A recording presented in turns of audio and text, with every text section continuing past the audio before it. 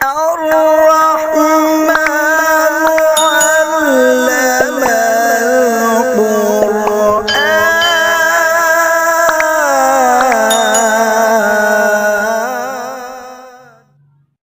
بسم الله الرحمن الرحيم. عن أبي سعيد رضي الله تعالى عنه قال قال رسول الله صلى الله تعالى عليه وسلم يكشف ربنا عن ساقه فيسجد له كل مؤمن ومؤمنة. رواہ البخاری۔ نبی کریم صلی اللہ علیہ وسلم نے ارشاد فرمایا، ہمارا رب قیامت کے دن اپنی پنڈلی کھولے گا، اس وقت ہر مومن مرد اور ہر مومنہ عورت اللہ کے لیے سجدے میں گر پڑیں گے۔ فیبقى كل من كان يسجد في الدنيا رياء وسمعة، صرف وہ لوگ باقی رہ جائیں گے جو دنیا میں دکھلاوے اور ناموری کے لیے سجدہ کیا کرتے تھے، یعنی نماز پڑھا کرتے تھے۔ فَيَذْهَبُ لِيَسْجُدَ، وہ کوشش کریں گے کہ سجدہ کریں۔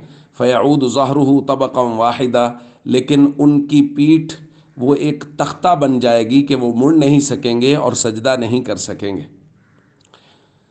دوستو، اللہ رب العزت کا اپنی پنڈلی کھولنا قیامت کے دن، یہ کما یلیق بشان ہی ہے، جیسے اللہ کی شان کے لائق ہے، اور وہ اللہ ہی بہتر جانتے ہیں کہ اس کی کیفیت کیا ہوگی۔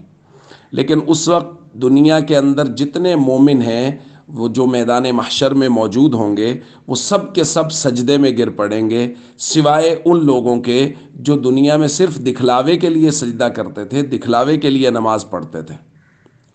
بس رات سے میں اس بات کی وجہ سے پریشان ہوں اور اس بات کو سوچ رہا ہوں کہ وہ لوگ جو دکھلاوے کے لیے نماز پڑھتے تھے، وہ لوگ تو قیامت کے دن سجدہ نہیں کر پائیں گے، اور جو لوگ سرے سے نماز پڑھتے ہی نہیں تھے، سالہ سال گزر گئے، زندگیاں گزر گئیں، کبھی نماز نہیں پڑھی۔ اور ہمارا معاشرہ تو ایسا ہے کہ اب ایسا نہیں ہے کہ ایسے لوگ تلاش کرنے پڑیں کہ ایسے کون لوگ ہیں جی جو نماز نہیں پڑھتے۔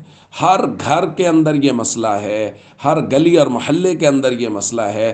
ہمیں نظر آئیں گے کہ گاؤں میں، شہر میں ہزاروں لوگ پھر رہے ہیں، لیکن مساجد کے اندر آنے والے لوگوں کی تعداد سینکڑوں میں بھی نہیں ہے۔ تو جو لوگ سرے سے نماز پڑھتے ہی نہیں، ان کے بارے میں فکر ہو رہی ہے کہ وہ لوگ کیوں نماز نہیں پڑھ رہے، نبی کریم صلی اللہ علیہ وسلم کے مبارک طریقے کے مطابق کیوں نہیں ہیں، اللہ کے احکام کے مطابق کیوں نہیں ہے، نبی کریم صلی اللہ علیہ وسلم کی آخری وصیت نماز، اس پر عمل کیوں نہیں کر رہے۔